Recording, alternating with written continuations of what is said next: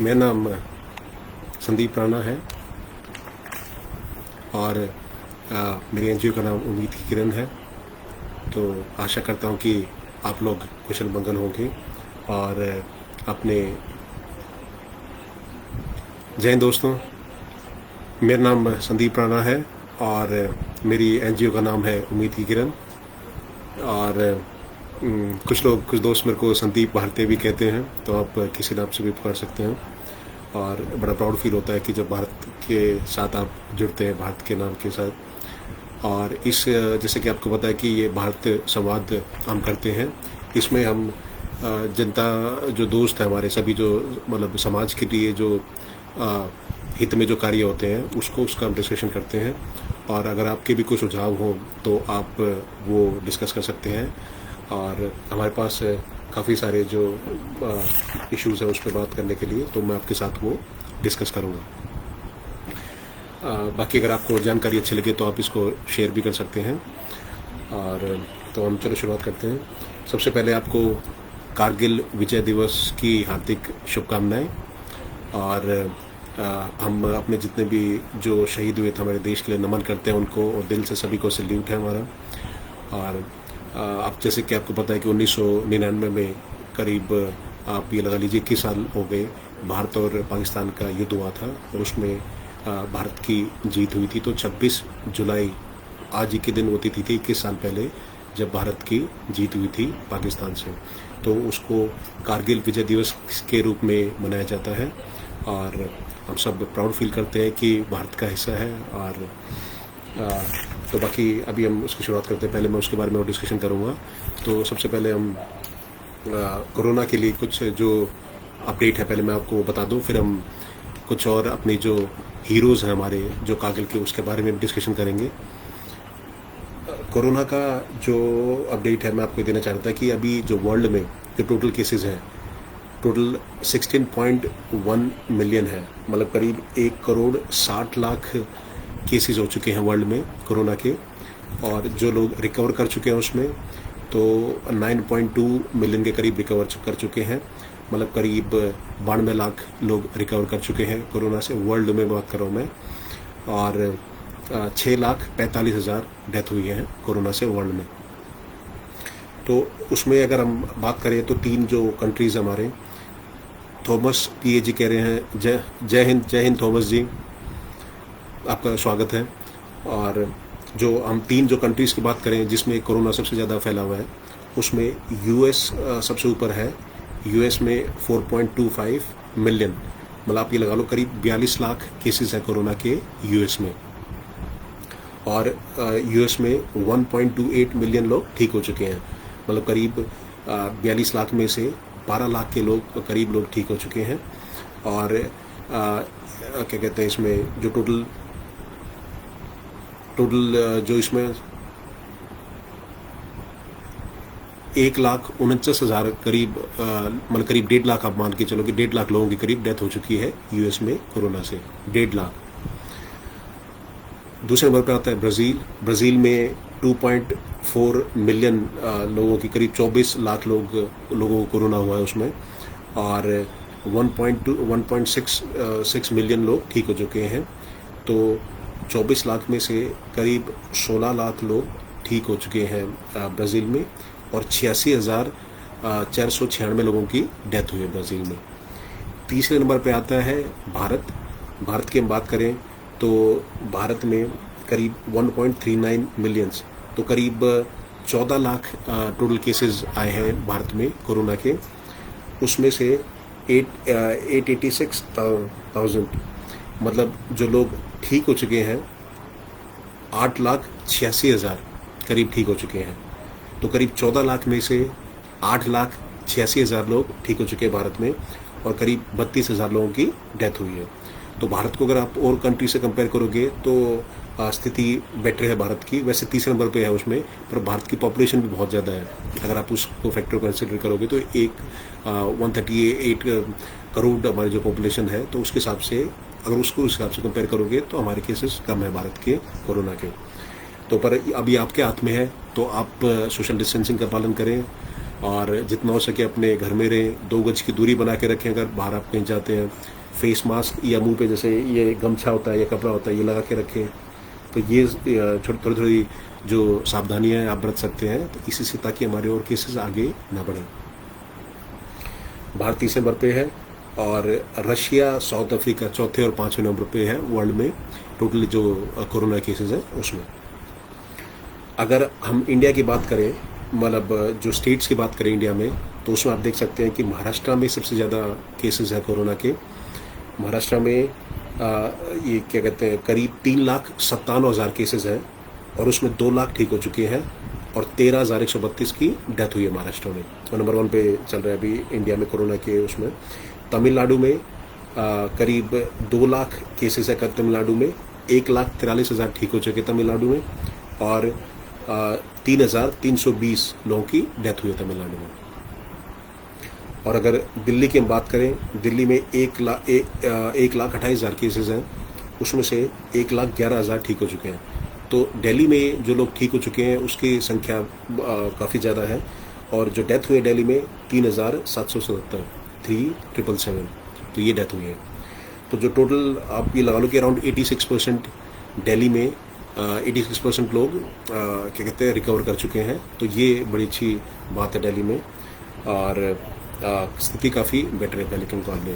तो ये हम थैंक्स बोलना चाहेंगे सेंट्रल गवर्नमेंट को भी और स्टेट गवर्नमेंट को भी जिनके जो प्रयासों से दिल्ली में अच्छी स्थिति आई है। और बाकी अगर पूरी इंडिया की बात करें तो टोटल 1.39 मिलियन मतलब करीब 14 लाख केसेस हैं इंडिया में।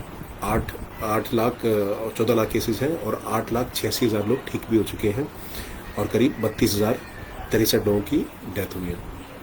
तो हम सबको मिलकर प्रयास करना है कि कोरोना केसेस ज़्यादा ना बढ़ें और इसमें सभी का फ़ायदा है इसमें। आपके बल्कि आपके कुछ सुझाव हैं तो आप वो बता सकते हैं हमें।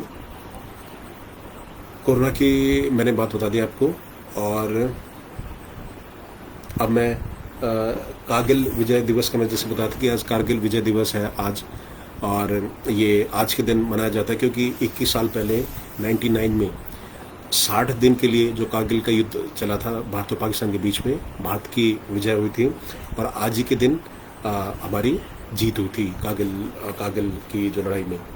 तो इसलिए इस दिन को कारगिल विजय दिवस के रूप में मनाया जाता है और ये बड़ी ऐतिहासिक लड़ाई थी। आप ये देख सकते हैं कि करीब 17,000 फीट ऊपर सी लेवल के ऊपर ये लड़ाई हुई थी जो कारगिल के युद्ध हुआ था हमारा। और जो भारत के जो जवान शहीद हुए थे आप इसमें इस युद्ध में, ये करीब 60 दिन के लिए बताया था, जैसे मैंने 2 महीने युद्ध चला था ये और इसमें 527 जवान शहीद हुए थे ये जो कारगिल के युद्ध में हमारे और करीब 1363 जवान इंजर्ड हुए थे जो ये घायल हुए थे, करीब 1363 जवान और 527 ने जो शहीद हुए थे देश के लिए जो शहीद हुए थे। और कश्मीर में जैसे ना ये कारगिल में ये युद्ध हुआ था। ऑपरेशन विजय का नाम इसको दिया गया था। ऑपरेशन विजय में का ये मेन मोटिव था कि कारगिल सेक्टर में जितने भी घुसपैठिया घुस गए थे, जो पाकिस्तान के जो पाकिस्तान सेना के या आप आतंकवादी कह लो और क्या कहते हैं वो घुस चुके थे जो कारगिल सेक्टर में, तो उनको निकालने के लिए ऑपरेशन विजय की शुरुआत करी थी क्या कहते हैं इंडियन आर्मी ने। और वो कारगिल से उनको भगाने के लिए ऑपरेशन विजय था और 26 जुलाई को भारत की जीत हुई थी। तो सभी के लिए बड़े प्राउड मोमेंट है, सभी के लिए बड़ी गर्व की बात है कि उस दिन क्या कहते हैं हमारी भारतीय सेना जीती थी और इसलिए हम इसे हर साल मनाते हैं। और इस युद्ध में 4 परमवीर चक्र मिले थे और 11 महावीर चक्र मिले थे देश के सभी को। तो हमारी तरफ से तो पूरा सबको शत नमन है, सबको सैल्यूट है। हमारे जितने भी कहते हैं ये जो एयरफोर्स के, आर्मी के, नेवी के जितने हमारे जवान हैं सभी को दिल से सैल्यूट है। तो 4 परमवीर चक्र मिले थे उसमें और 11 महावीर चक्र दिए गए थे जब ये युद्ध समाप्त हुआ था। उसमें जो मैं परमवीर चक्र की आपको बात बता दूं, जो 4 परमवीर चक्र मिले थे उसमें लेफ्टिनेंट मनोज कुमार पांडे जी को मिला था परमवीर चक्र। ग्रेनेडियर योगेंद्र सिंह यादव इनको परमवीर चक्र मिला था। राइफलमैन संजय कुमार जी को परमवीर चक्र मिला था और कैप्टन विक्रम बत्रा को परमवीर चक्र मिला था। विक्रम बत्रा के बारे में ये स्टोरी मैं ये चाहता हूँ कि जरूर आप लोग पढ़ें, इनके बारे में आपको जानना चाहिए। खासकर कि जो आज युवा पीढ़ी है उनको इस युद्ध का, जिसको नहीं पता होगा, तो आप इस युद्ध के बारे में ज़रूर आपको जानना चाहिए। इसका अगर मैं आपको विक्रम बत्रा के बारे में बताऊँ कि कैप्टन विक्रम बत्रा थे जो इसमें शहीद हुए थे। 24 साल की उम्र में वो देश के लिए शहीद हो गए थे। तो इसीलिए जो आजकल की जो जनरेशन है, आजकल के जो बच्चे हैं, जो 20 साल के 25 साल के युवक हैं, जो वो कई लोग ये सोचते हैं जो अपने रास्ते से भटक जाते हैं, जो गलत चीज़ों में घुस जाते हैं, उनको इनसे ज़रूर प्रेरणा लेनी चाहिए। कैप्टन विक्रम बत्रा की मैं आपको बात बता दूं, इन्होंने लेफ्टिनेंट ज्वाइन करा था 1997 में आर्मी में। 1999 में कैप्टन बन गए थे। विद इन 2 ईयर्स, 2 साल से भी पहले ये कैप्टन बन गए थे आर्मी में। और इनको tiger of Dras, lion of Kargil, Kargil hero, बहुत सारी उपाधि इनको दी गई थी। कैप्टन विक्रम बत्रा की मैं आपको बात बता रहा हूँ, आप भी पढ़ना जरूर उनके बारे में। और पाकिस्तान आर्मी भी इनको शेर शाह के नाम से जानती थी। इनको उन्होंने ये टाइटल दिया था शेर शाह, इतने बहादुर थे वो। और आप उनके बारे में मैं इसलिए कह रहा हूँ, कहीं जरूर पढ़ना जरूर उनके बारे में, आपको इंस्पिरेशन मिलेगी और देशभक्ति का तो आपको पता चलेगा कि लोग जो देशभक्ति क्या होती है चीज़। और जो कैप्टन विक्रम बत्रा, उन्होंने जब ये युद्ध पे गए थे तो ये बोल के, अब फिर बाद में जब ये जब लड़ाई चल रही थी तो उनको शहादत जब मिली थी और देश के लिए शहीद हुए थे, उससे पहले उनको ये बोल के गए थे, जब क्या कहते हैं, दुश्मन पे इन्होंने हमला करा था और ये बोल गए थे कि I will either come back after raising the Indian flag in victory और रिटर्न रैप्ड इन इट। मतलब मैं वापस तभी आऊँगा, या तो मैं भारत की जब जीत हो जाएगी तो तिरंगे के साथ तिरंगा लहराता हुआ मैं आऊँगा साथ में, और अगर या फिर उसमें लिपटा हुआ आऊँगा, अगर पर मैं कि उसके बिना वापस नहीं आऊँगा। तो ये जज्बा होता है देश के लिए। इसलिए कई बार दुख होता है कि आजकल की जो युवा पीढ़ी है वो वैल्यू नहीं समझती कि क्या वैल्यू है हमारी, जो हम जिस खुली हवा हम सांस ले रहे हैं, और जो हमारे जो देश के जवान हैं उनको जब लोग रिस्पेक्ट नहीं करते तो बहुत बुरा लगता है। ये कैप्टन विक्रम बत्रा ये कहते थे कि या तो मैं तिरंगे के साथ आऊँगा जीत कर और तिरंगा लहराता हुआ आऊँगा, या फिर उस पर लिपटा हुआ आऊँगा, पर उसके बिना वापस नहीं आऊँगा। ये जज्बा होता है देश के लिए। और 7 जुलाई को शहीद हुए थे कैप्टन विक्रम बत्रा। और जिस चीज़ के लिए वो शहीद हुए थे, मतलब एक और जवान था, मैं आपको बता दूं उसमें। हाँ, तो कैप्टन विक्रम बत्रा जब ये शहीद हुए थे,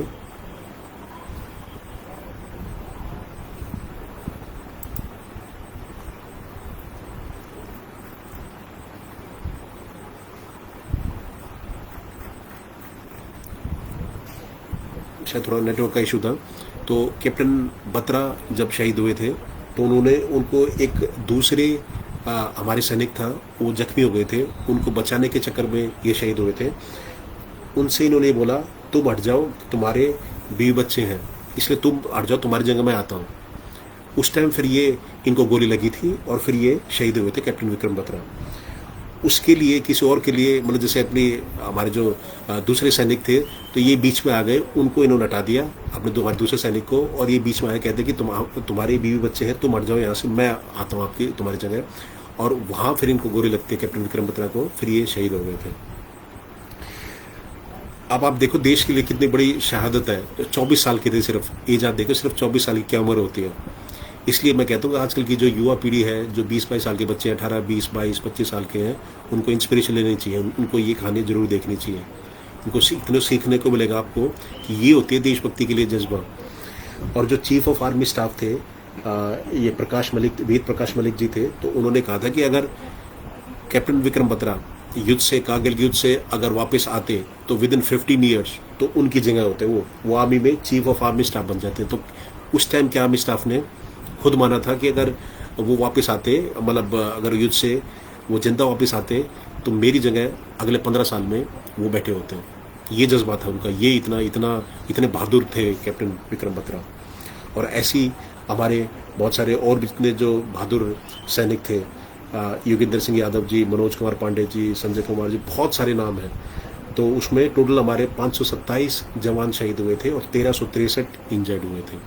तो इसलिए कहता हूँ कि हमें सीखना चाहिए इनकी जो कुर्बानियों से, और देश को गर्व है इनके ऊपर, सब उनको शत शत नमन करते हैं और सल्यूट करते हैं।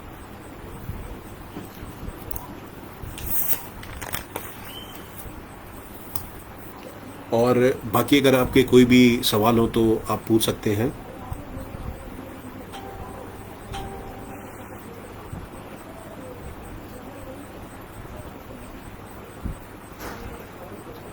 मुझे पता नहीं शायद आवाज़ आ रही है कि नहीं, लाइव आ रही है, क्योंकि आज ये लैपटॉप के थ्रू मैंने लॉगिन करा था, तो इसका शायद तो मैं अभी पीछे करता हूँ।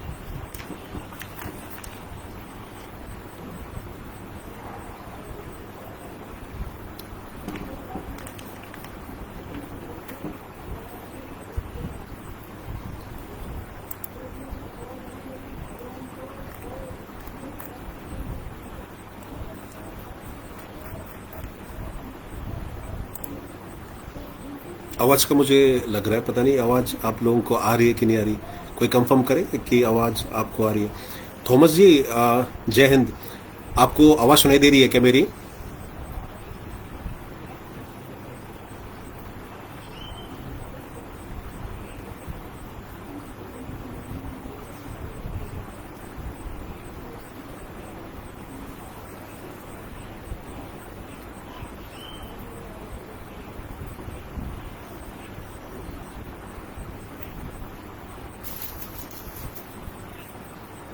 एक मिनट में आवाज़ एक बार चेक कर लेता हूँ।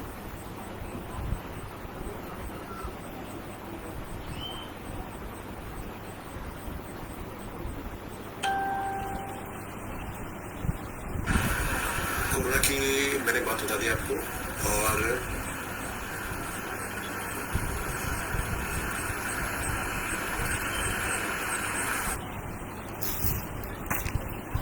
हाँ मैंने मेरे एंड से तो शायद आवाज़ आ रही है। अगर आपको लगे आवाज़ ना आए तो आप मुझे बता सकते हैं, तो फिर से हम कंटिन्यू करते हैं। बाकी जो बहुत सारे इश्यूज़ हमारे पास जो आए हुए हैं, तो वो मैं आपके साथ डिस्कस करना चाहूँगा। अगर आपकी भी कोई सवाल है तो आप डिस्कस कर बता सकते हैं, या आपको जो शेयर करना चाहते हैं आप वो शेयर कर सकते हैं। एक पीछे हमारे पास जो मैसेज आया था, ये जो पहले आपको मैं अपनी एनजीओ के बारे में बता दूं कि हमारे एनजीओ उम्मीद किरण, तो अभी तक ये जो कोरोना के टाइम में, तो पिछले 3 महीने में जब से कोरोना स्टार्ट हुआ था, तो करीब 1615 फूड पैकेजेस हम डिस्ट्रीब्यूट कर चुके हैं भारत के 10 राज्यों में, जिससे 19,380 लोगों को एक टाइम का खाना मिला है।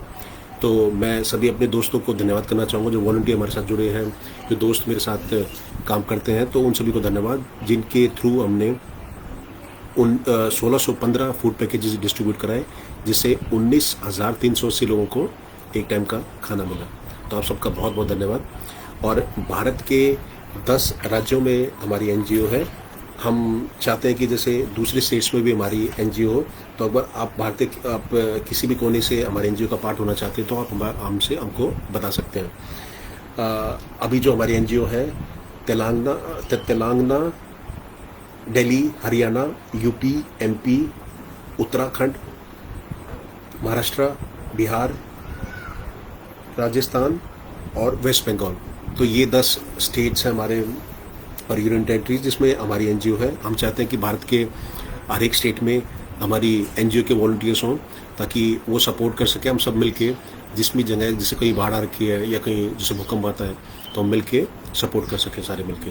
तो आप किसी भी, अगर भारत के किसी भी एरिया में हैं और हमारे एनजीओ से जुड़ना चाहते हैं, तो आप मुझे कॉल कर सकते हैं मेरे नंबर पे। मेरा नंबर है 8800894847। तो इस पर आप कॉल कर सकते हैं और हमारी एनजीओ से जुड़ सकते हैं। जैसे कि आपको पता है कि अभी इसमें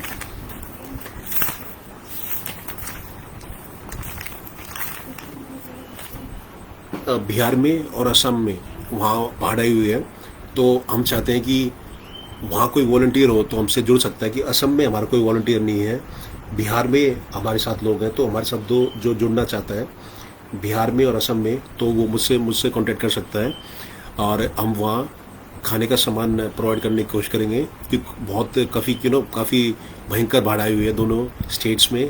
काफ़ी एरिया पानी में डूब गया है और लोगों के पास खाने के लिए नहीं है। तो हमारी आपसे भी रिक्वेस्ट है कि आप भी सपोर्ट करें। आप जहाँ भी रहते हैं उस एरिया के लिए, अगर आप बाहर, अगर आप किसी भारत के किसी राज्य में रहते हैं या बाहर से बाहर भी रहते हैं, तो हमें इस संकट की घड़ी में सबको एक साथ मिल के हेल्प करनी चाहिए। असम में और क्या कहते हैं बिहार में जहाँ भी बाढ़ हुए हैं, और वहाँ अगर कोई वॉलंटियर हमसे जुड़ना चाहता है या हमारे एनजीओ को वॉलंटियर बनना चाहता है और वो जाके डिस्ट्रीब्यूशन करा सकता है फूड की वहाँ पे, तो आप मुझसे कांटेक्ट कर सकते हैं। हम अपने दोस्तों के थ्रू मिलके अपना वहाँ फूड डिस्ट्रीब्यूशन का कार्यक्रम हम वहाँ करा देंगे, और जितनी हमसे हो सके हम उतनी हेल्प करेंगे। एक मैं आपको बता रहा था कि और जो मुद्दे हैं, एनजीओ प्रेरणा के बारे में बताना चाह रहा था कि एक एनजीओ प्रेरणा है, सपोर्टेड बाय इन्फोसिस फाउंडेशन है। या आपने मैसेज देखा होगा, शायद आपके पास भी आया होगा। इसका क्या है कि इसमें मैसेज आता है कि NGO Prerna would be supporting the needy kids, या जो किड्स जिसका अभी जो खुद अपना आपको सपोर्ट नहीं कर पाते, तो जिनके 10th में 80% से ऊपर है, तो उनको हमें बताइए। ये 3 नंबर दे रखे थे उन्होंने, और उसको उनका एंट्रेंस टेस्ट होगा और फिर हम उनको स्कॉलरशिप देंगे। तो ऐसे मैसेज आते हैं आपके पास में, तो काफ़ी साल से आ रहे हैं मैसेज ये। तो मैं वो कह दूँ, अगर वो मैसेज है तो वो अब वैलिड नहीं है वो मैसेज, क्योंकि हमने जो 3 नंबर दे रखे थे उसमें लिखा हुआ है कि it is supported by Infosys foundation. तो वो हमने 3 नंबर पर ट्राई करा, कोई नंबर नहीं मिला, और एक लिंक दे रखा था इन्फोसिस का, तो मैंने उस पर भी क्लिक करके देखा उसमें, तो वो लिंक भी इन्फोसिस के किसी और पेज पे, उनका जो CSR का पेज है उन पे वो लिंक जा रहा है। पर इसकी जो डिटेल बता सके कि ये जो इनिशिएटिव है प्रेरणा एनजीओ का, कि जिसके 80% से ऊपर है 10th में, उनको फ्री स्कॉलरशिप देंगे एंट्रेंस एग्जाम के थ्रू, तो वो कुछ नहीं है उसमें। तो और वो उसमें लोग क्या करते हैं कि एक दूसरे को उसको स्प्रेड करते रहते हैं, फैलाते रहते हैं कि ये मैसेज है। तो ऐसा अगर आपको कोई मैसेज मिले तो आप पहले, मेरे आपसे रिक्वेस्ट है कि आप उसको पहले चेक जरूर करें कि वो वैलिड है कि नहीं। कि हम क्या करते हैं कि आगे फॉरवर्ड करते रहते हैं। कई तो जैसे वो जो लाइक सपोज किसी को फूड की या किसी खाने की रिक्वायरमेंट हो, तो पहले भी पूरी हो चुकी होती है और वो कई सालों से मैसेज चलता हुआ आ रहा है। तो अगर कोई भी आपको ऐसा मैसेज मिले तो प्लीज़ एक बार उस नंबर पर कॉल जरूर करें, पूछ लें कि वो वैलिड है कि नहीं। अगर वो लग रहा है कि हाँ वो नीडी का है, वो मतलब जरूरतमंद लोगों के उसमें जरूरत है लोगों की, तो उसको आप आगे फॉरवर्ड करें। ये मेरी आपसे रिक्वेस्ट है। तो ये जो मैसेज मैं आपको बता रहा था, ये मैसेज वैलिड नहीं है, और वो जो 3 नंबर इसमें दे रखे हैं, कोई भी नंबर नहीं मिलता। अगर आपके वो नंबर मिल रहे हो तो आप मुझसे कॉन्टैक्ट बता सकते हैं, ताकि हम भी आगे शेयर करेंगे। पर बिना नंबर मिले, बिना मतलब जैसे अगर कोई मैसेज आपको आता है उसमें जो नंबर दे रखो, तो उसको मिला के पहले बात करो आप कि वो वैलिड है कि नहीं, तभी आप उसको आगे फॉरवर्ड करो।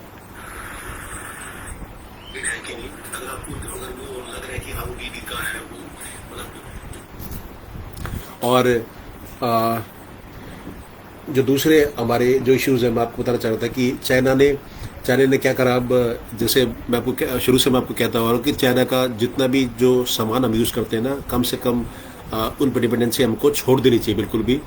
और हमारे जो 20 सैनिक शहीद हुए थे, हमारे जो बहादुर सैनिक शहीद हुए थे पीछे भी गलवान में, तो अगर उनको सच्ची शहादत तभी मिलेगी, तब हम इकोनॉमी जो चाइना की है उसको नीचे गिराएंगे। तभी इंडिया को एटलीस्ट सपोर्ट नहीं करना चाहिए चाइना के किसी भी सामान का। तो ये लोग आप कर सकते हैं, सिर्फ आपके हाथ में है ये।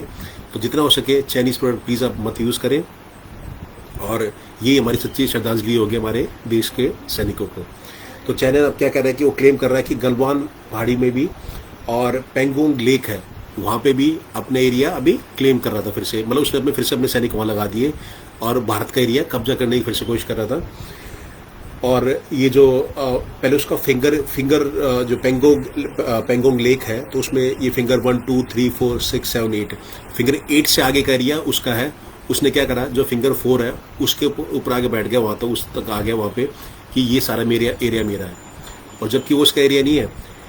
जो मैप पहले डिसाइड हुआ था, सो 1960 में ये जब जवाहरलाल नेहरू थे हमारे प्रधानमंत्री, तो उस टाइम चाइना का एग्रीमेंट जब हुआ था, तो उसमें एरिया डिफाइन किया गया था कि भाई ये जो LAC है, इससे इस साइड का एरिया हमारा है और उस साइड का चाइना का है। तो अब उस LAC का जो एरिया था चाइना ने मानने से मना कर दिया। वो कह रहे कि वो क्या कर रहा है कि जो भारत का एरिया ना उसमें घुसपैठ कर रहा है और उसमें उस एरिया को अपना क्लेम करने की कोशिश कर रहा है उसमें। इसलिए कहता हूँ जितना हमसे हो सके आप वो करो, चाइना पे डिपेंडेंसी बिल्कुल बंद कर दो। चाइना का सामान है सारे यूज़ करना बिल्कुल बंद कर दो, और कंट्रीज में भी इसमें आगे आ रहे हैं धीरे धीरे करके। और क्या कहते हैं, तो ये वो जबरदस्ती कब्जा करके बैठा है। पर अब कल परसों आजकल जो न्यूज़ आ रही है उसमें तो थोड़ा पीछे और गया वो, पर पूरी तरह से पीछे नहीं गया है चाइना। तो उसको भारत ने अच्छा सबक सिखाया है। अब सारे कंट्री एक साथ मिल चुके हैं। US भी सीधा उसके अगेंस्ट है और सीधा बोल रहा है उसको, चाइना को, कि चाइना का जो गुंडागर्दी है, दादागिरी, वो कहीं नहीं चलेगी। ऑस्ट्रेलिया भी पूरा सपोर्ट कर रहा है। तो इंडिया ने बड़ा अच्छा इनिशिएटिव लिया है। इंडिया के बाद अब सारे कंट्रीज उसके अगेंस्ट में आ गए, क्योंकि सब पता तो सबको था वो गलत कर रहा है शुरू से, लेकिन कोई बोलता नहीं था। अब इंडिया ने ये इनिशिएटिव लिया, अब धीरे धीरे सारे कंट्रीज सामने आ रहे हैं और उसको उसके अगेंस्ट हो गए। और चाइना का एम्बेसी था जो US में, तो US ने वो बंद करवा दिया कि इसी 72, ये जो प्रेसिडेंट ट्रम्प हैं उन्होंने बोल दिया भी 72 आवर्स में इसको बंद कर दो, क्योंकि वो स्पाई का काम करते थे कुछ लोग वहाँ पे, उसमें जो चाइना की एम्बेसी थी US में, तो उनको बोल दिया भाई 72 आवर्स में बंद कर दो। अब इन्होंने क्या करा, वो एम्बेसी में जितनी जो फाइल्स थी वो जला दी, जो सबूत थे, जो स्पाई के थे या जासूसी के जो सबूत थे वो जला दिए उसमें एम्बेसी में, चाइना की एम्बेसी में। चाइना वालों ने, जो चाइना के ऑफिशियल्स वहाँ पे थे, तो किसी ने ऊपर से पीछे बिल्डिंग से उसको वीडियो रिकॉर्ड कर लिया, ये देखो ये सबूत जलाए जा रहे हैं। तो फिर लोगों को पता चला और इन्होंने क्या करा, किसी को अंदर एंटर नहीं करने दिया, जो चाइनीज ऑफिशियल्स ने, जो एम्बेसी चाइना एम्बेसी थी US के अंदर। तो ये ऐसे काम करता है, आप ये देखिए। और साउथ चाइना सी है, उसमें भी 3000 मिसाइल्स दागे इन्होंने, चाइना ने, गुस्से में, क्योंकि अब सारे कंट्रीज इसके अगेंस्ट हो गए। तो 3000 पीछे भी मिसाइल्स दागी थी इन्होंने। पर US ने बोल दिया कि भाई जो साउथ चाइना का जो सी है उसमें चाइना की दादागिरी नहीं चलेगी, उसका नहीं है वो। मतलब वो सोचता हो कि अगर वो सारा एरिया उसका है, जो साउथ चाइना सी का, तो उसका नहीं है वो। तो ये इनके जो क्या कहते हैं विदेश मंत्री हैं, इन्होंने ये साफ कर दिया US के। तो मैं ही कह रहा था धीरे धीरे सारे कंट्रीज सामने आ रहे हैं, और आपका भी कर्तव्य है कि देश के प्रति ये देशभक्ति है। सबसे अच्छा सुनहरा मौका आपके लिए कि देश के जो सामान है उसको आप प्रमोट करो, और चाइना का सामान तो बैन कर दो। और जितनी निर्भर किसी मतलब कंट्री पे, मेनली अपना जो इंडिया का सामान है उसको प्रमोट करो आप, जितने प्रोडक्ट्स हैं इंडिया के उन्हें आप प्रमोट करो। और किसी कोई सवाल है तो वो पूछ सकते हैं।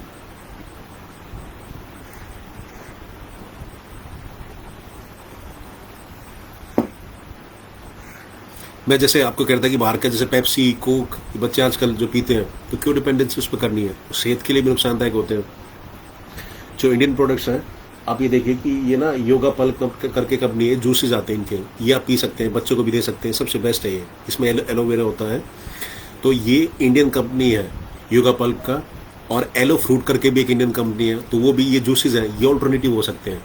तो जो ऑल्टरनेटिव सोल्यूशन है जो बाहर के जो प्रोडक्ट्स हैं उनका, तो वो हमें धीरे धीरे अपने लाइफस्टाइल में चेंज करना चाहिए और वो यूज़ करने चाहिए इंडियन जो प्रोडक्ट्स हैं। इससे हमारे जो भारत के कहते हैं जो भारत के जो इंडस्ट्री है उसको सपोर्ट मिलेगा, अर्थव्यवस्था भारत की स्ट्रॉन्ग होगी।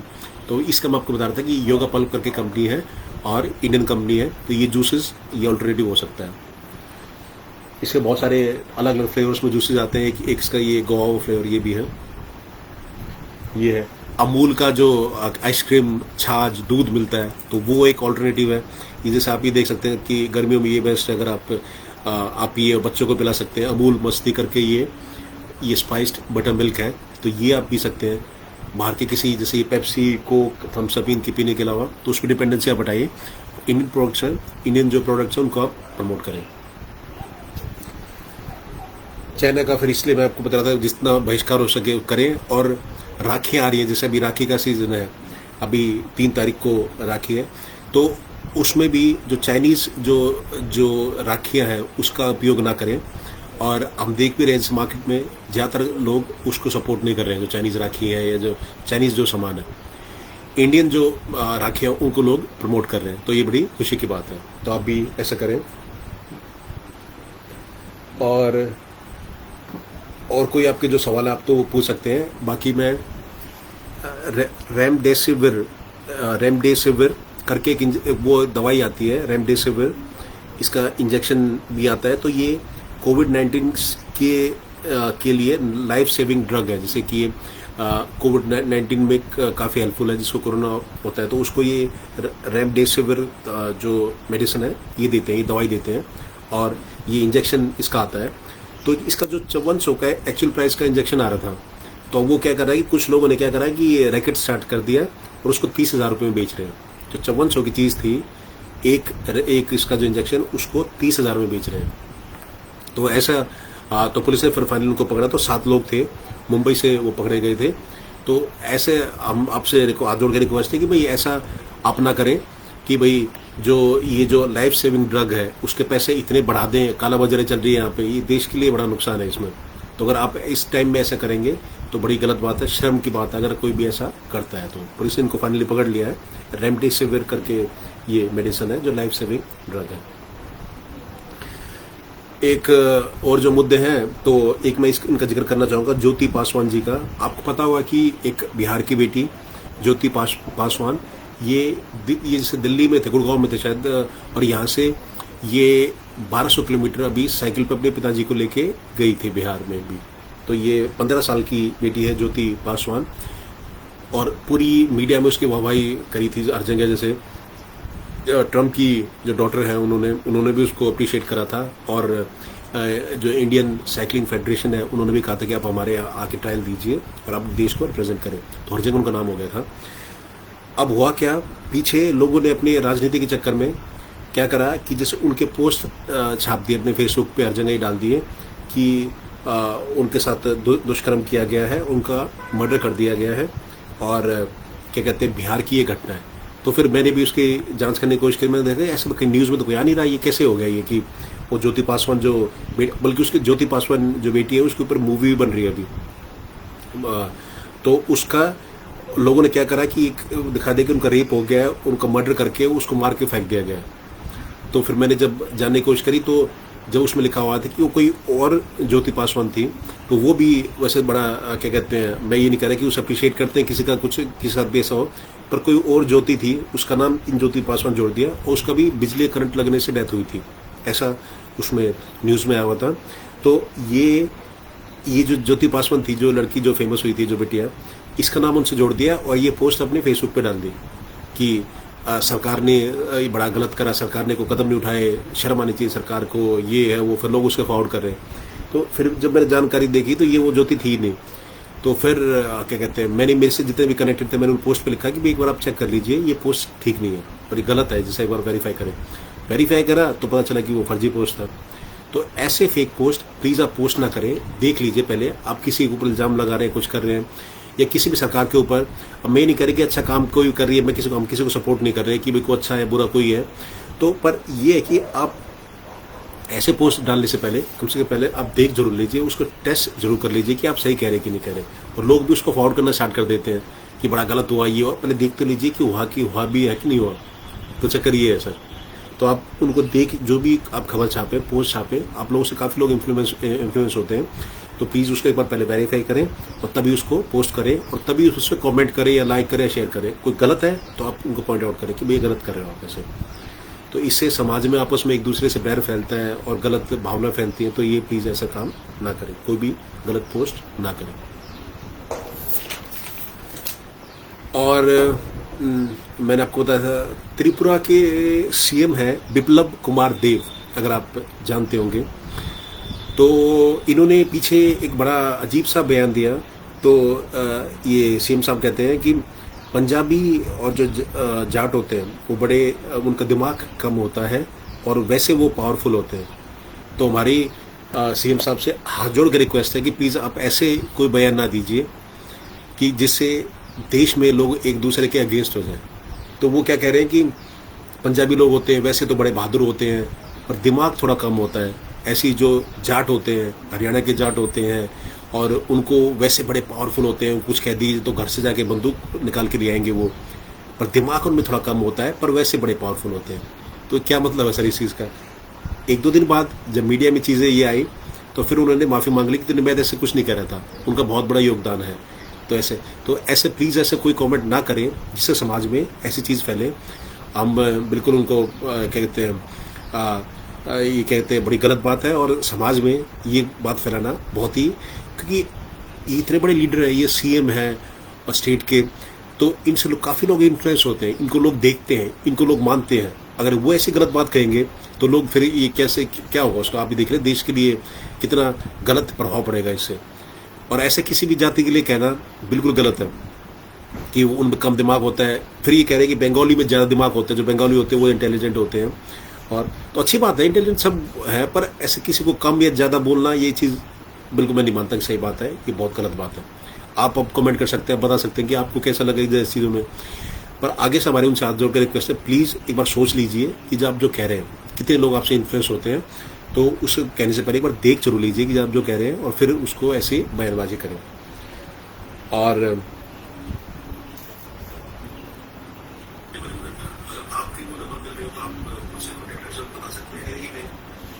आपके और कोई जो सवाल हैं तो आप वो कर सकते हैं, कुछ सुझाव आप चाहते हैं कि सबके साथ शेयर करें तो आप वो शेयर कर सकते हैं।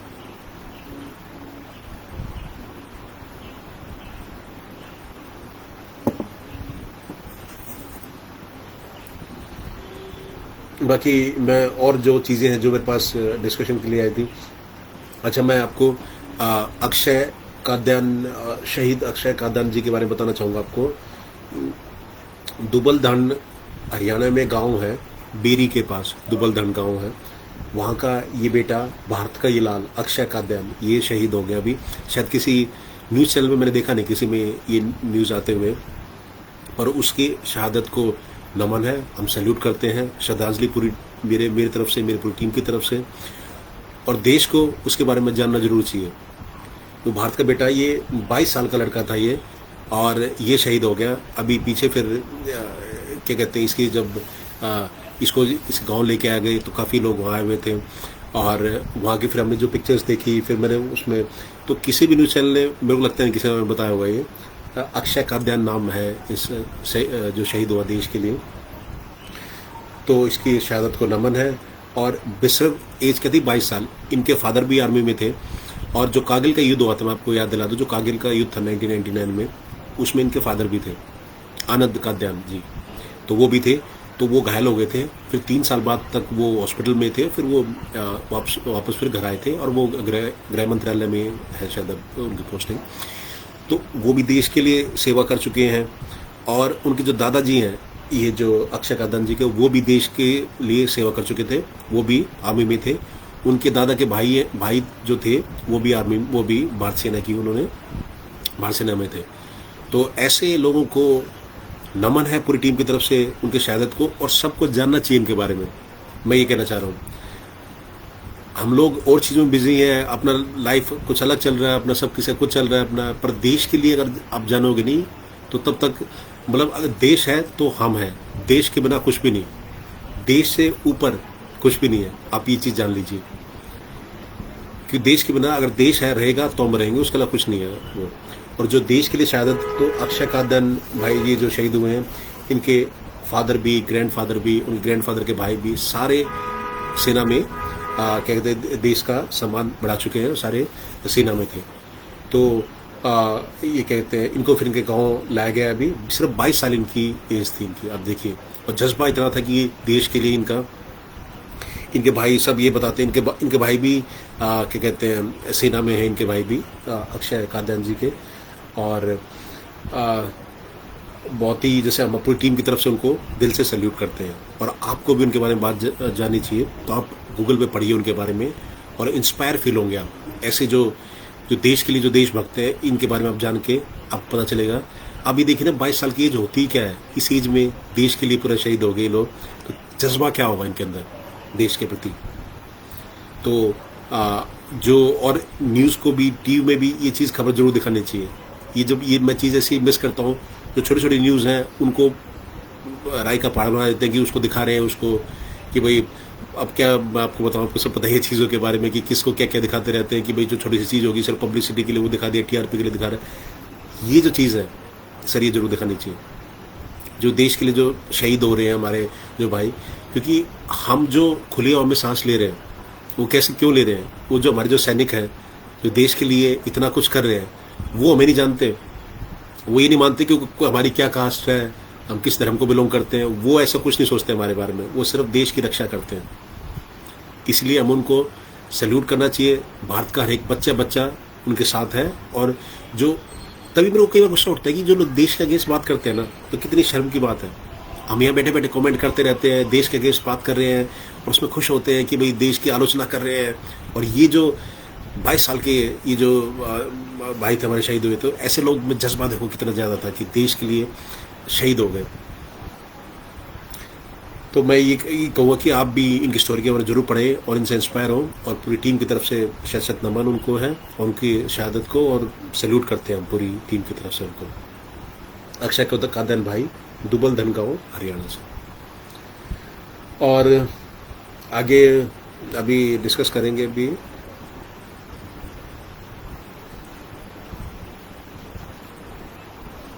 एक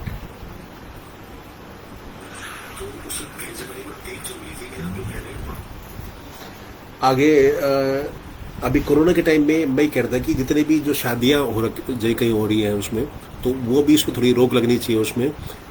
और खुद लोगों को सोचना चाहिए कि शादी इस सीजन में अभी जैसे हर जगह पाबंदी है, ज़्यादा लोग 50 से ज़्यादा लोग इकट्ठे भी नहीं हो सकते शादी में। तो ऐसे में क्यों शादी करनी है? मतलब ये थोड़ा सा टाइम वेट कर सकते हैं, जिसको वैक्सीन आ जाए कोरोना का, उसके बाद फिर हम धूमधाम से शादी कर सकते हैं।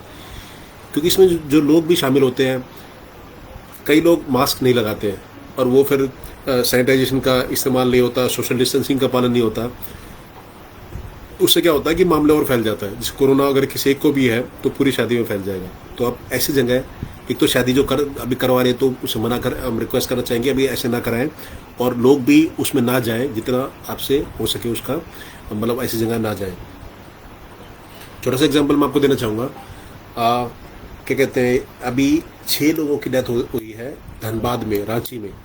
उसमें था क्या, उनकी जो मदर थी क्या कहते हैं 88 ईयर्स की थी, वो दिल्ली आई थी शादी में, धनबाद से दिल्ली आई थी शादी में। तो यहाँ इनको कोरोना हो गया, तो अब ये वापस जाती है तो इनकी फिर डेथ होगी। तो फिर इनका जो लास्ट राइट्स थे उसमें क्या कहते हैं दाह संस्कार किया गया, उसमें फिर सोशल डिस्टेंसिंग का पालन नहीं किया गया। और हुआ क्या कि लोगों ने फिर क्या कहते हैं वहाँ से वो सबको फैलता चला गया। तो इनके 5 पुत्र थे, मैं आपको बताता हूँ। तो पहले एक की डेथ होती है, दूसरे की, तीसरे की, चौथे की, पांचवे की, पांचों बच्चों की डेथ हो गई। पूरा परिवार आप देखिए कितना, एक जो लेडी है उनकी डेथ हो जाती है, उनके 5 बच्चों की डेथ हो जाती है। और छोटी सी बेवकूफ़ी के कारण मैं ये कहना चाहूँगा, जैसे यहाँ आए थे, एक तो आना ही गलत था इस टाइम शादी में, यहाँ मतलब आने, और जिसने इनवाइट करा था वो भी गलत था। अभी देखिए ना सर, और वहाँ जाके औरों को फैलाया। अब ये भी नहीं पता कि वहाँ से और कितनों को फैला, पर एक पूरा परिवार उजड़ गया एक छोटी सी गलती के कारण। इसलिए मेरे आपसे रिक्वेस्ट है कि कहीं अभी शादी में ना जाएं, और कहीं आपको जाना पड़ भी जाए तो सोशल डिस्टेंसिंग का पालन करें, और जितने भी नॉर्म्स है जो अपना चेहरे को ढक के रखें, ये सारे जरूर फॉलो करें। धनबाद में ये पहला मामला था रांची में, जिसमें 6 फैमिली मेंबर्स की डेथ हुई है, और शायद देश का ही दूसरा मामला है। एक पहले भी एक फैमिली में 6 लोगों की डेथ हुई थी, उसके अलावा कहीं नहीं हुई थी अभी तक। पर क्या एक छोटी सी गलती के कारण ये आगे डेथ्स होती चली गई। तो बड़ी दुखदायक घटना है ये, और इससे हमें सबक भी लेना है इसमें, जो लोगों से सबक है इनके लिए, कि भाई ऐसा नहीं करना चाहिए। अभी शादी एक तो पहले तो ऑर्गेनाइज अभी नहीं करानी चाहिए, अगर हो भी रही है तो सोशल डिस्टेंसिंग का या क्या कहते हैं जो फेस मास्क है, सारी चीज़ों का पालन जरूर करें, अदरवाइज कोरोना फैलता चला जाएगा। कोरोना अब आपके हाथ में है, गवर्नमेंट ने तो सब कुछ कर लिया अपना, बहुत अच्छा करा प्रयास उनका। अब आप लोगों के हाथ में है, आप क्या करते हैं। अगर आप इसमें अभी ध्यान नहीं देंगे तो फिर ये आगे फैलता चला जाएगा। तो अभी इंडिया में 14 लाख टोटल है अभी। तो अगर ये लोग इसका पालन नहीं करेंगे, क्या कहते हैं लॉकडाउन का भी जैसे, और क्या कहते हैं ये जो घर में नहीं रहेंगे, अपना सैनिटाइजेशन का इस्तेमाल नहीं करेंगे, तो ये आगे फैलता चला जाएगा। तो आपसे रिक्वेस्ट है कि इसको ऐसे काम ना करें।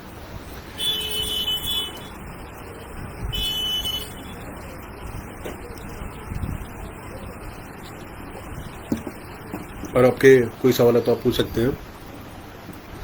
और धनबाद का मैंने आपको जिक्र करा कि जो 6 फैमिलीज का, और जो मेरे पास जो सवाल आए हुए थे यूपी के काशगंज में क्या हुआ कि एक जैसे रेप विक्टिम थी, एक बेटी और उसकी मदर, तो वो जो जिसने रेप करा था, तो दोनों को, जो बेचारी रेप विक्टिम थी और उसकी मदर, उसके ऊपर ट्रैक्टर चढ़ा दिया, दोनों की डेथ हो गई। तो कितनी शर्म की बात है। और कोई बीच में आए भी नहीं बचाने के लिए। वो जो रेप का एक्यूज था, उनकी दुश्मनी थी इस घर से पहले, इन दोनों परिवार के आपस में। उसने इस बेटी का रेप कर दिया इसने, और फिर इसने जब गवाही दी उससे अगेंस्ट, तो अभी ये छूट के आया हुआ था अभी शायद जेल से, ये जो रेप का जो जिस पे इल्ज़ाम है, ये इसने क्या करा, दोनों माँ बेटी को के ऊपर ट्रैक्टर चढ़ा दिया। तो किस समाज में जी रहे आप, ये देखिए कि शर्म की बात है। और कोई बीच में कोई छुड़ाने के कोई आए भी नहीं बीच में। तो अगर ऐसा कुछ गलत हो रहा हो तो हमें जरूर बीच में आना चाहिए, एक समाज के प्रति हमारा फर्ज है ये। तो आप देखिए अगर कुछ समाज में कुछ गलत हो रहा हो तो नहीं तो किसी के साथ भी ये चीज़ें हो सकती हैं। तो यूपी के काशगंज की ये घटना थी। और एक मैंने आपको बताना चाह रहा था कि जैसे एक ये जो एक मुद्दा इसका हुआ था कि उड़ीसा में बच्चों को शराब पिलाई जा रही थी। एक इवेंट कर रखा था उन्होंने, उसमें बच्चों को शराब पिला रहे हैं। वो कह रहे हैं कि इससे कोरोना से लड़ने में मदद मिलेगी। तो बड़ी शर्म की बात है। और ये अंधविश्वास से हमें बाहर निकलना चाहिए चीज़ों से, कि भाई ये शराब पिला के कोरोना से, इसमें क्या कहते हैं, कोरोना भाग जाएगा, कोरोना मर जाएगा। तो ऐसे कुछ नहीं होता सर। तो आप तो बल्कि इनका हिस्सा ना रहिए। और आप कहीं देखते हैं कि भाई ये चीज़ आपको मतलब कि कहीं ऐसा कुछ हो रहा है, तो उसको आप बंद कराइए, क्योंकि इससे कोई कोरोना नहीं भागता। ऐसे बच्चों को शराब पिलाई जा रही थी इवेंट में, ये काम चल रहा है। तो ये जो छोटी छोटी चीज़ें हैं, जो अंधविश्वास है, इसे हमें इससे बाहर निकलना चाहिए हमें, तभी हमारा देश आगे बढ़ पाएगा। अदरवाइज हम ऐसे ही ये जो अंधविश्वास के चक्कर में पड़े रह जाएंगे और फिर कहीं आगे नहीं निकल सकते। तो आप भी इसका हिस्सा ना बने जितना हो सके। और क्या कहते हैं, अगर जो और कोई आपको देखे, कोई करता हो, कोई अंधविश्वास ऐसे चल रहा है, तो आप उसे बंद करिए। और एक मैं आपको बता रहा था कि जो डॉक्टर हर्षवर्धन ने पीछे अभी ये 2-3 दिन पहले ये बताया कि जो ट्रिपल लेयर का जो फेस मास्क है वो पहने, जो कपड़े का बना हुआ है, तो आप वो पहन सकते हैं जिसमें 3 लेयर्स हो, 3 लेयर्स होने चाहिए उसमें। और जो ये N95 के फेस मास्क आ रहे थे, तो ये है N95 वाला, आपको दिखा दूँ मैं। ये होता है N95 वाला फेस मास्क होता है। तो ऐसे इसको लगाते हैं।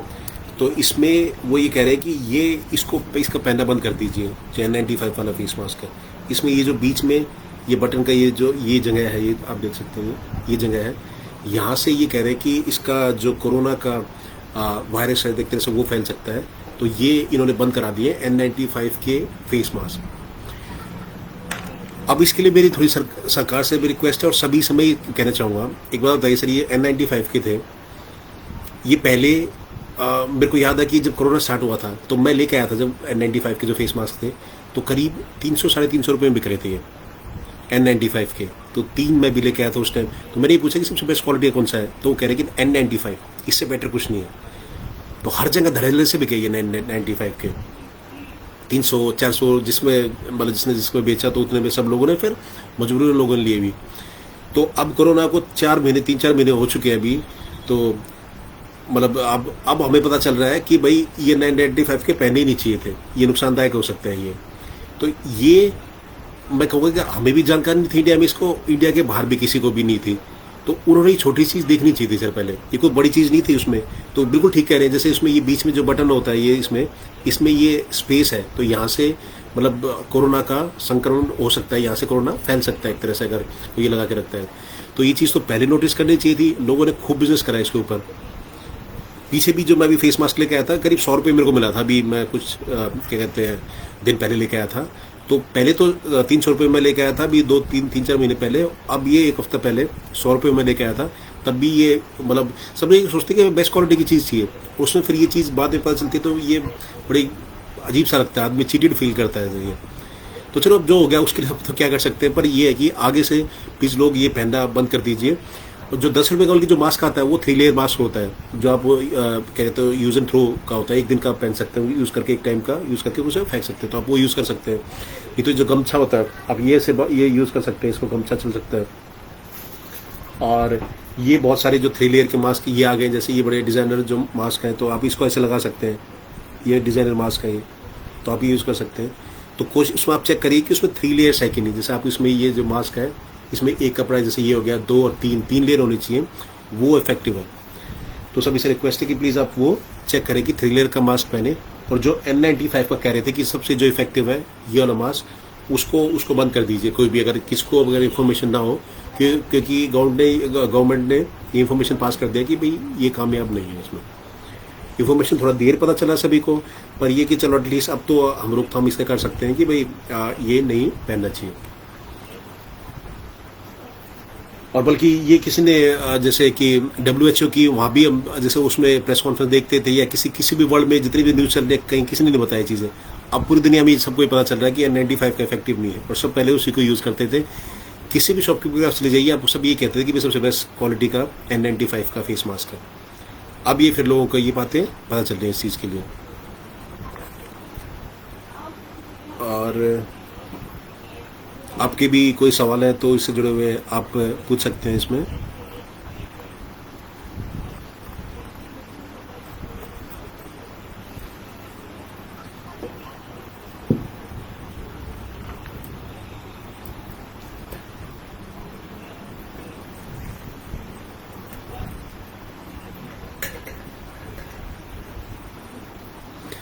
और जो क्वेश्चंस हमारे पास आए थे, अच्छा, तो झारखंड गवर्नमेंट ने क्या करा है कि 1 लाख रुपए का फाइन लगा दिया है। जो फेस मास्क नहीं पहने मिलेगा उस पर या तो 2 साल की सजा या 1 लाख का फाइन। तो सर हम मानते हैं कि ये चीज़ गलत है, क्योंकि वहाँ की जो जनता है, अगर आपको पता हो झारखंड के बारे में, ज़्यादातर गरीबी रेखा के नीचे है। तो मान लो किसको पकड़ा जाता है तो 1 लाख रुपये कहाँ से देगा? 1 लाख रुपये इस चीज़ के लिए लगाना, ये चीज़ गलत है सर। मतलब मैं ये नहीं कह रहा कि पनिशमेंट तो होनी चाहिए, पर 2 साल की सज़ा अगर आप कोई, उसमें प्रॉब्लम पता क्या होगी, आपका बेसिकली इंटेंशन ठीक होगा आपका। लोग जैसे कई जगह जैसे उसके बदले क्या करेंगे कि भाई जैसे 1 लाख की जगह कि हमें 8,000 रुपये दे दो, मैं 10,000 रुपये दे दो, तो ये काम चलेगा। फिर वहाँ पे प्रॉब्लम ये होगी कि आपको जेल ना जाना पड़े, तो वहाँ डील चल रहा है फिर, तो ये दिक्कत आएंगी उसमें। तो 1 लाख का फाइन अजीब ही है, पर आप लोग बता सकते हैं, कमेंट कर सकते हैं कि भाई ये ठीक है कि नहीं है। पर हमें तो ठीक नहीं लगता कि भाई 1 लाख का फाइन इस चीज़ के लिए और 2 साल की सज़ा, और ख़ासकर ऐसे एरिया में झारखंड में जहाँ पॉवर्टी लाइन से लोग ज़्यादातर लोग नीचे हैं, उसमें भुखमरी का काफ़ी हालात है वहाँ पे झारखंड में। और वहाँ पे फिर अगर आप 1 लाख रुपए लेंगे तो इसमें ये प्रॉब्लम ये है कि इंटेंशन बेशक आपका ठीक है, पर कई लोग जो गरीब लोग हैं कि कोई गलत लोग उसका शिकार ना पड़ जाए, कोई किसी को वैसे क्या कहते हैं, ये मिसयूज ना हो इस चीज़ का। तो इस पर थोड़ा सा ध्यान दीजिएगा, ये हमारी सबसे रिक्वेस्ट है। हरियाणा सरकार ने रिजर्वेशन करा है 50% जो हरियाणा पंचायत में इलेक्शंस में महिलाओं के लिए। तो ये बहुत ही अच्छा कदम है कि महिलाओं के लिए 50% रिजर्वेशन करा है हरियाणा सरकार ने। तो ऐसे सभी को इनसे मतलब सीखना चाहिए, और हर जगह ये वैलिड होना चाहिए। महिलाओं का और पुरुषों का हर जगह 50-50% अपना, जैसे ये जो रिजर्वेशन है तो 50-50% होना चाहिए हर एक चीज़ में, कि सब महिला पुरुष एक समान है। और ये जो सरकार ने, हरियाणा सरकार ने कदम लिया है पंचायत इलेक्शंस के लिए, जिसमें 50% रिजर्वेशन महिलाओं के लिए इन्होंने बुक करा है, तो ये बहुत ही अच्छा स्टेप है, उनको हम अप्रिशिएट करते हैं। और सभी को मतलब इसको स्प्रेड भी करना चाहिए, और स्टेट्स को भी इसको लागू करना चाहिए। तो हर एक में महिला बिल्कुल समान हो, तभी मैं कह रहा हूँ आपको 50-50% हर एक चीज़ में होना चाहिए। तो ये महिला पंचायत इलेक्शन की मैं आपको बात बता रहा हूँ। और जो मुकेश अंबानी का मैं आपको बता दूं कि ये वर्ल्ड के 5th रिचेस्ट पर्सन बन गए हैं, मतलब सबसे अमीर आदमी 5वें नंबर पे आ गए हैं। और इनका जो RIL का जो शेयर है वो 23 मार्च को 867 रुपीज़ का था। 867 का 23 मार्च को, करीब मतलब 4 महीने पहले। आज की रेट में वो 2,010 रुपये का हो गया इसका जो शेयर है RIL का। तो करीब 140% की बढ़ोतरी हो गई है विद इन 4 मंथ्स RIL के शेयर की। और तो अब वो मतलब इससे बड़ा फ़ायदा हुआ इनको। और ये जो इनके RIL कंपनी है, तो 14-15 कंपनीज ने भारत ने भी इसमें निवेश किया है, इसमें RIL में। और देश के लिए बड़ा अच्छा है इसमें। और क्या कहते हैं, ये वर्ल्ड के 5th रिचेस्ट पर्सन बन गए हैं। और आगे ये 5G की सेवा भी लेके आ रहे हैं। तो चाइना भी सोच रहा था कि जो 5G का, तो कई कंट्रीज़ ने उसका प्रोजेक्ट का कैंसिल करवा दिया है। अब ये मुकेश अंबानी का मिल के क्योंकि फेसबुक ने भी, माइक्रोसॉफ्ट ने भी निवेश करा है इसमें, क्या कहते हैं, जो रेल्स इनकी जो कंपनी है इसमें, मुकेश अंबानी जी की। तो गूगल ने भी करा है। तो गूगल के साथ मिलके जियो एक स्मार्टफोन भी लेके आ रहे हैं, ये जो अफोर्डेबल होगा अपना, उसमें एंड्रॉयड होगा उसमें। तो गूगल और ये जियो मिलके, तो उसमें मैं कह रहा हूँ कि लोगों के लिए बड़ा, देश के लिए बड़ा फ़ायदा है, और देश की अर्थव्यवस्था के लिए बड़ा फ़ायदा है, और देश का जो ब्रांड हर जगह जा रहा है, देश का नाम हो रहा है, तो बहुत अच्छी बात है। और इनकी जो 5G सर्विस भी ये लॉन्च करेंगे नेक्स्ट ईयर, जो बता रहे हैं, तो ये बड़ा अच्छा कदम है। और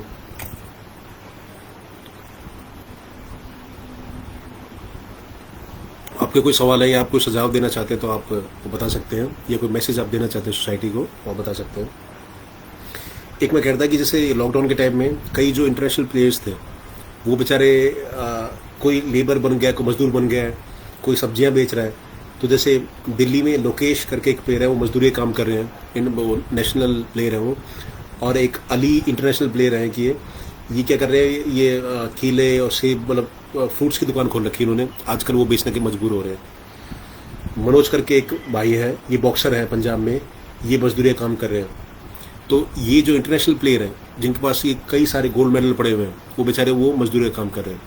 तो ऐसे टाइम पे सभी प्लेयर्स से भी मैं रिक्वेस्ट करना चाहूँगा, जो फेमस प्लेयर्स हैं उनको सामने आना चाहिए, और आम जनता को भी सामने आना चाहिए, सरकार को भी उनके लिए करना चाहिए, और सभी को मिलके इनको सपोर्ट करना चाहिए, क्योंकि ये देश की शान है। ये जो प्लेयर्स हैं जो इंडिया के लिए बाहर मेडल लेके आ रहे हैं, इंडिया से बाहर, तो सबको मिलके इनको सपोर्ट करना चाहिए।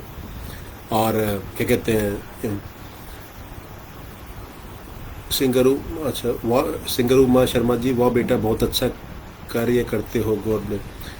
नमस्कार उमा जी, उमा शर्मा जी, आपका बहुत बहुत धन्यवाद, और क्या कहते हैं, आपके आशीर्वाद के लिए बहुत बहुत धन्यवाद। ये उमा जी सिंगर हैं ये, और ये बड़ा अच्छा गाती हैं। तो आप इनकी प्रोफाइल में जा सकते हैं, इनकी जो वीडियोज़ आपको शेयर करें, उनका गाना सुने। आपका ये भक्ति सॉन्ग्स गाती हैं, तो बहुत अच्छे सॉन्ग्स हैं, तो आप उनको सुन सकते हैं। ये इनका प्रोफाइल है, सिंगर उमा शर्मा। तो आप उनको उनके गाने सुने, उनको सबके साथ शेयर भी करें। धन्यवाद उमा जी। और मैंने जैसे बताया था कि जो इंटरनेशनल प्लेयर्स थे, तो उनको हमें सपोर्ट करना चाहिए सबको मिलके, और जितना हो सके हमें सपोर्ट करें उनको, क्योंकि वो मजदूरी कर रहे हैं अभी।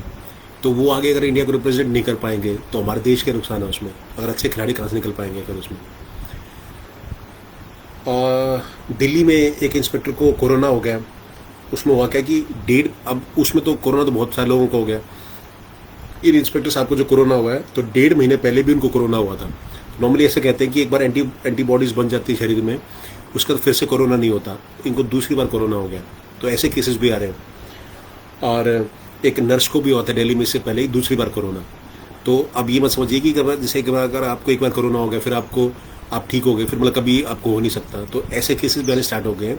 इसलिए अगर आपको एक बार हो भी गया है, फिर भी आप अपनी सावधानी बरतें और अपने घर में ही रहें, जितना हो सके कोशिश करें, और सोशल डिस्टेंसिंग का पालन करें। तो दिल्ली में 2 केसेस हो चुके हैं, एक नर्स को हुआ था, एक ये इंस्पेक्टर साहब को अभी हुआ है। तो दूसरी बार 1.5 महीने में इनको कोरोना हुआ है। और ये हो गया। और सेना में ये जो महिलाओं के लिए अब ये ना स्थायी कमीशन का क्या कहते लागू कर दिया, मिल गया इनको। अब क्या होगा कि जैसे 20 साल के बाद भी अपनी सेवाएं दे सकती हैं हमारी महिलाएं, मतलब जो महिलाएं हमारी जो बेटियां हैं, बहादुर बेटियां, तो वो अब 20 साल के बाद भी अपनी सेवाएं दे सकती हैं, और कर्नल एक यूनिट को लीड कर सकती है कर्नल बन के। तो अब ये स्टार्ट कर दिया है, तो ये बहुत अच्छा कदम है, बल्कि पहले करना चाहिए था ये, पर अब फाइनली ये कर दिया है। तो महिलाओं के लिए ये बहुत अच्छी बात है। और जिसमें मैंने आपको पहले जिक्र करा था कि अभी हरियाणा में पंचायत इलेक्शन में 50% रिजर्वेशन दे रहे हैं, तो महिलाएं हर एक चीज़ में आगे आ रही हैं। और मैं वही मानना है कि सभी जितनी भी जो भी हमारे जो कंपटीशन है, हर एक चीज़ में मतलब जैसे 50% होना चाहिए हर एक चीज़ में। सीट्स आप बात करें पार्लियामेंट में भी, कहीं भी आप देखिए, जैसे स्टेट्स में भी जो पंचायत इलेक्शन है हर जगह 50-50 होना चाहिए। इसमें मैं ये सेना की बात कर रहा था, इसमें इनको स्थायी कमीशन मिल गया है। अभी 20 साल के बाद भी अपनी सेवाएं दे सकते हैं, और यूनिट के कर्नल तक ये बन सकते हैं इसमें आगे जाके। तो बड़ी अच्छी बात है, ये देश के लिए बड़ी गर्व की बात है। हमारी बेटियां आगे आएंगी और देश का नाम रोशन करेंगी। हिमाचल के कांगड़ा में एक कुलदीप भाई हैं, इन्होंने क्या करा कि दो बच्चे इनके, तो उनकी आजकल जैसे वर्चुअल क्लासेस होती हैं, तो उनकी पढ़ाई के लिए स्मार्टफोन की ज़रूरत थी, तो इनके पास स्मार्टफोन नहीं था। तो बेचारे ये गरीब आदमी थे, इन्होंने क्या करा कि अपनी एक जो गाय थी, तो वो गाय बेच दी इन्होंने 6,000 रुपये में। उससे ये स्मार्टफोन लेके आए हैं और फिर इनके बच्चों की पढ़ाई स्टार्ट हुई है। तो आप ये देखिए कि हमारे जो फैमिली सबके पास, बहुत से ज़्यादा लोगों के पास सब कुछ है आजकल, फ़ोन्स हैं, पर हम उसकी वैल्यू समझते नहीं एजुकेशन की। कुलदीप जी जो हिमाचल से हैं, अपने दो बच्चों की पढ़ाई के लिए अपनी गाय बेच दी, जो इनका रोजी रोटी का साधन था, सिर्फ अपने बच्चे की पढ़ाई के लिए। अब उनके बच्चे पढ़ाई कर रहे हैं, अब लोग इनको काफ़ी अप्रिशिएट कर रहे हैं। पर ऐसे लोगों को सपोर्ट करना चाहिए, ऐसा मौका नहीं आना चाहिए कि उनको अपनी गाय बेचनी पड़े। पर इन्होंने तो यार एक मिसाल देखिए आप कि एक गरीब आदमी अपने बच्चों को पढ़ाने के लिए कितना कुछ करते हैं, ये एक मिसाल है। और जिसके पास ये चीज़ें होती हैं वो उसकी वैल्यू समझते नहीं है। इसलिए अपने बच्चों को समझाइए ये चीज़ें और बताइए उनको। ये होते हैं इंस्पिरेशन स्टोरीज। लोग जिनका कुछ नहीं होता बेचारे इतना वो कुछ कर रहे हैं ताकि बच्चे पढ़ लिख के जाएँ और अपनी फैमिली का नाम रोशन करें, अपने देश का नाम रोशन करें। तो फाइनली वहाँ के MLA भी आए, उन्होंने 2,000 रुपये दिए इनको, और क्या कहते हैं, अब इनको काम और लोग भी सपोर्ट करने के लिए कह रहे हैं अभी इनको। अफगानिस्तान का मैं आपको बता रहा था कि वहाँ पे क्या हुआ कि दो भाई बहनों ने मिलके, 16 साल की बहन थी और 12 साल का भाई था, उन्होंने तालिबान के जो आतंकवादी होते हैं बेसिकली, तो वो उनके घर में घुसाए थे। उनके माता पिता को मार दिया इन्होंने, तालिबान के आतंकवादियों ने। तो दोनों भाइयों बहनों ने 2 आतंकवादी मार गिराए। कितनी हौसले की बात है, कितना, जैसे आप ये देखिए, सिर्फ दो भाई बहनों ने, उन्होंने क्या करा कि उसके आतंकवादी की जैसे अपना इनकी एक वो AK-47 उठाई और 2 आतंकवादियों को मार दिया वहाँ पे। अब पूरी दुनिया में इनकी वाहवाही हो रही है इनकी। अफगानिस्तान के क्या कहते हैं जो प्रधानमंत्री ने भी इनको बुलाया है काबुल में इनको अवार्ड देने के लिए। तो 2 भाई बहन ने मिलके 2 आतंकवादियों को मार गिराया अफगानिस्तान में, तालिबान के जो 2 आतंकवादी आए हुए थे।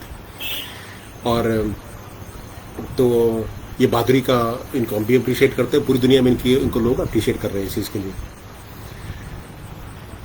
हरियाणा के जींद में हुआ क्या कि एक आदमी ने अपने 5 बच्चों को मार गिराया।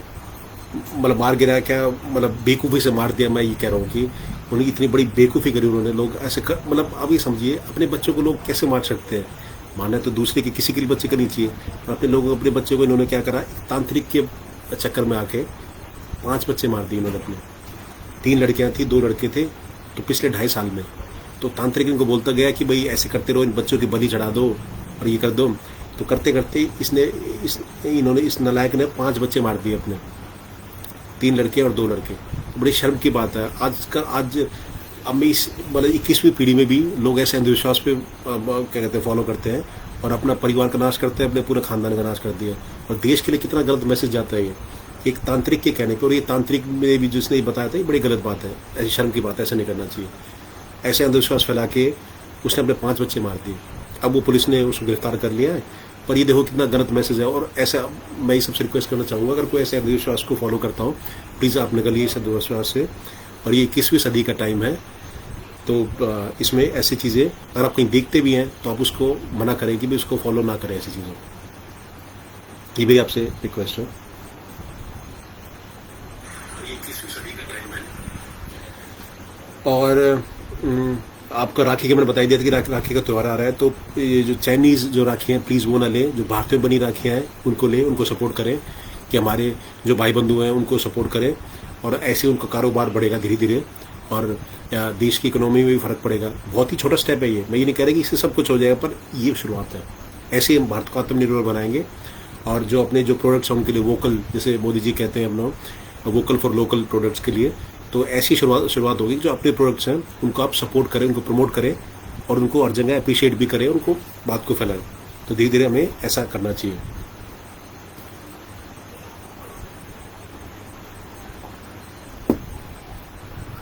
और अब मैं एक आपको खबर बताना चाहूँगा कि MP के छिंदवाड़ा की खबर है ये। इसमें 6 लड़कियाँ वो फ्रेंड्स थी और वो मतलब घूमने चली गई, अभी पिकनिक मनाने गई हैं।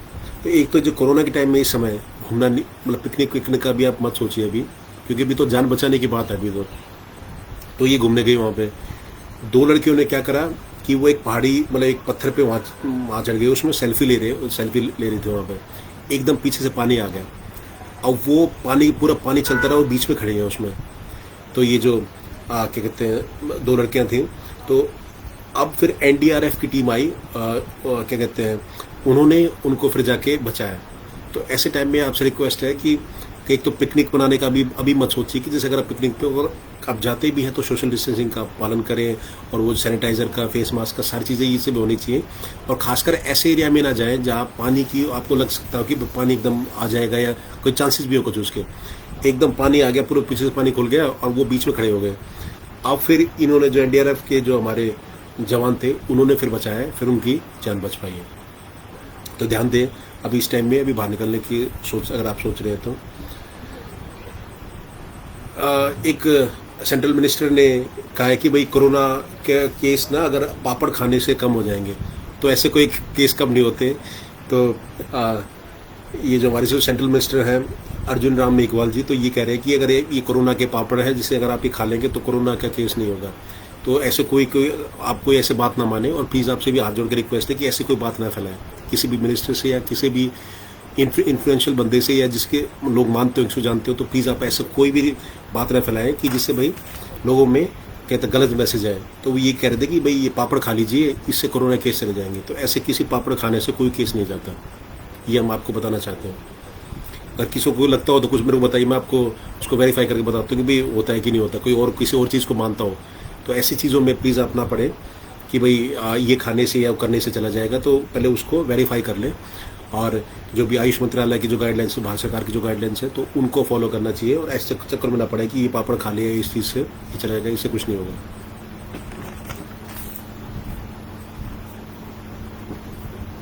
और क्या कहते हैं, एक बार पीछे अभी एक बीएमसी में क्या हुआ कि मुंबई में एक अभी वहाँ पे एक हॉस्पिटल में एक महिला की डेथ हुई थी। तो उसकी बॉडी जैसे घर वालों को दे दी, तो उन्होंने उसका जो लास्ट राइट्स करी, दाह संस्कार करा। तो उसमें रिश्तेदार भी काफ़ी आ गए और जो सोसाइटी के लोग भी काफ़ी शामिल हुए थे उसमें। तो उसमें हुआ क्या कि 3 दिन बाद जब वो दाह संस्कार कर दिया, तब रिपोर्ट आई है कि उसको तो कोरोना था उस महिला को। तो एक तो ये प्रशासन की गलती थी जो बीएमसी की, उस टाइम में इनको पहले, क्योंकि जो कोरोना का जो पेशेंट होता है उसकी बॉडी मतलब देती नहीं है उनको, वैसे ही अलग से ही अपने जाके उसको क्या कहते हैं डिकम्पोज कर देते हैं उसमें। इन्होंने फैमिली को दे दी और उसके रिश्तेदार भी आगे सब आ गए। तो जितने भी वहाँ शामिल थे और सबको खतरा है, उन सबको क्वारंटीन के लिए बोल दिया गया उसमें। तो किसी को भी जैसे कोरोना हो सकता है, तो वहाँ अब ये दाह संस्कार के लिए सारे चले गए। और जितना हो सके लोगों को कम जाना चाहिए जिसमें उसमें, क्योंकि चांसेस बहुत ज़्यादा फैलने के ऐसे केसेस में। तो वहाँ जितने भी लोग रिश्तेदार आए थे सबको खतरा हो गया, उनके ऊपर भी कोरोना का। तो थोड़ा ध्यान रखें कहीं भी आप बाहर जाए तो। और आपके कोई सवाल है तो आप पूछ सकते हैं।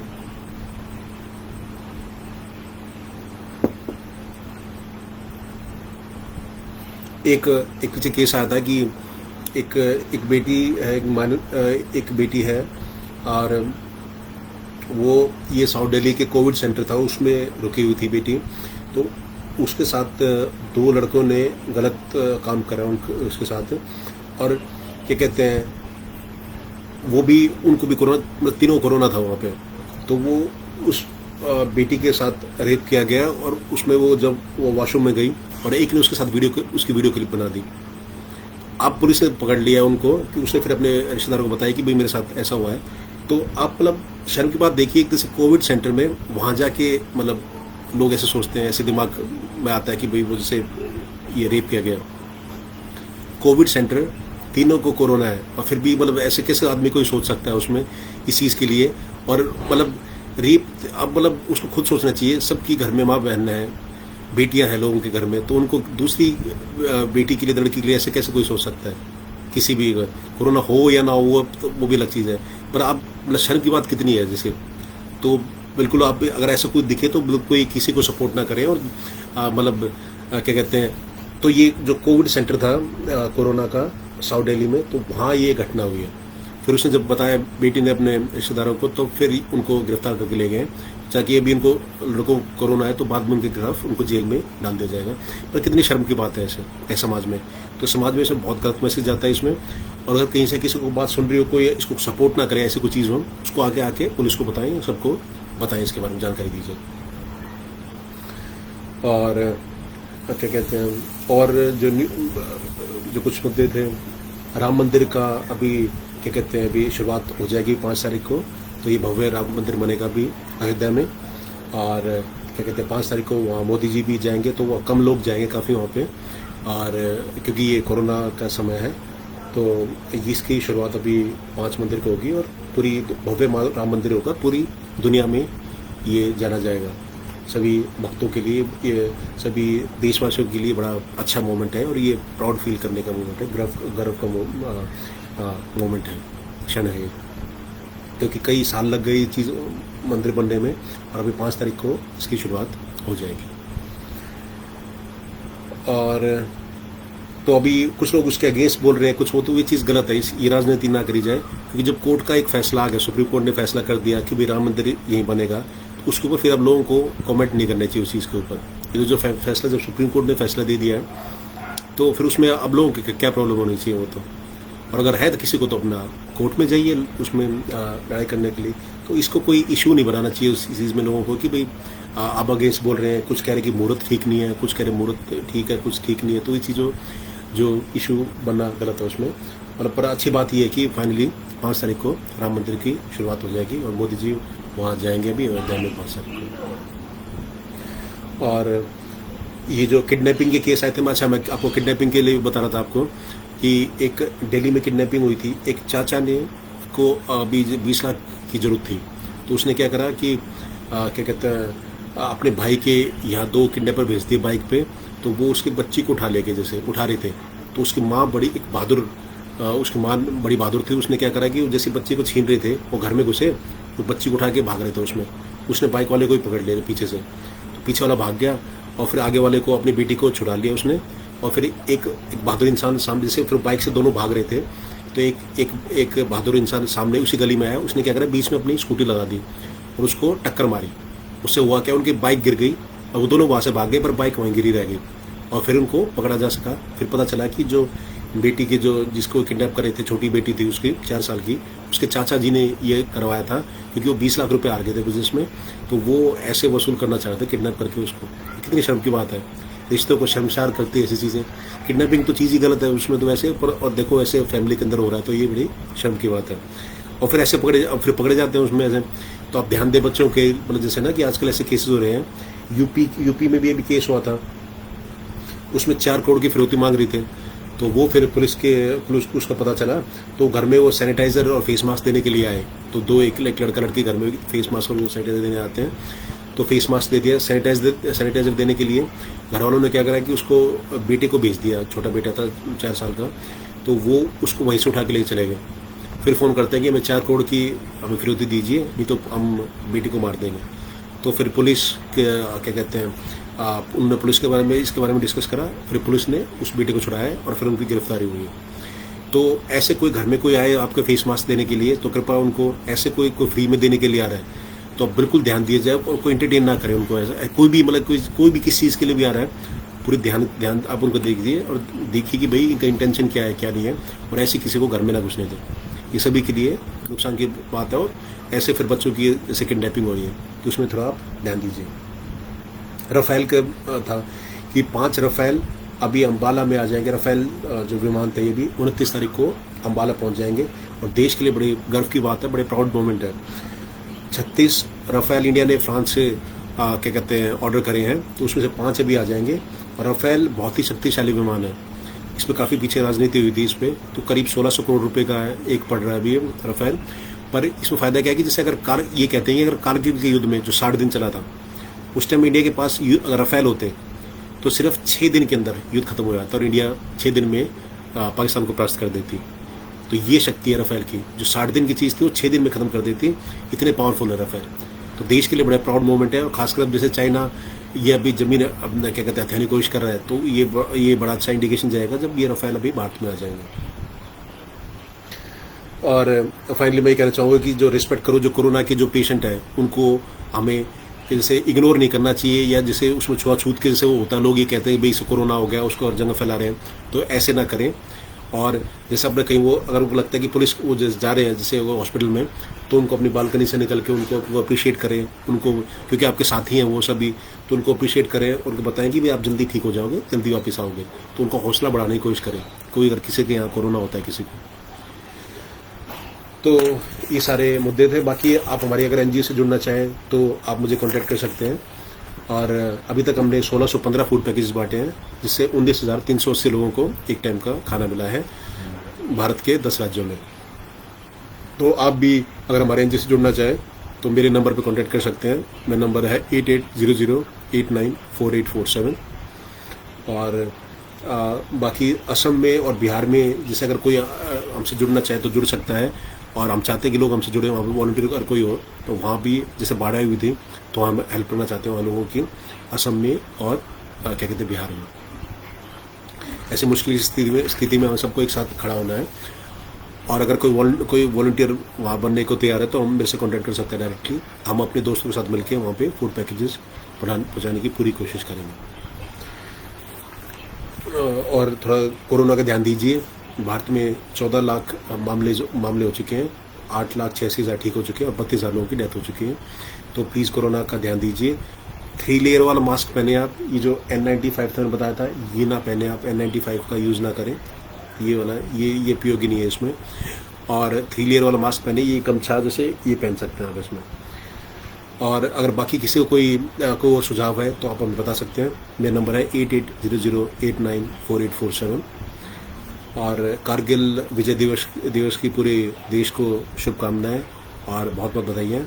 और हम सैल्यूट करते हैं हमारे जितने भी जो सेना के लोग हैं सभी के लिए, जो जिसके कारण हम लोग आज यहाँ खुली सांस ले रहे हैं और मतलब क्या कहते हैं सारी फैसिलिटीज़ हमारे पास है, सब कुछ है। तो आप लोगों की वजह से है जो हमारे क्या कहते हैं देश के सैनिक हैं। तो आप सबको कारगिल दिवस की हार्दिक शुभकामनाएं। और सब आप लोग एक साथ मिल के रहें और बढ़िया अच्छे काम करें और देश की सेवा करें, फैमिली का नाम रोशन करें और देश का नाम रोशन करें। बाकी आप सबका जुड़ने के लिए बहुत बहुत धन्यवाद। और क्या कहते हैं ऐसे ही अपनी फैमिली को बता दें इसमें, फैमिली का नाम रोशन करें, देश का नाम रोशन करें। और क्या कहते हैं बहुत बहुत धन्यवाद। जय हिंद, जय भारत।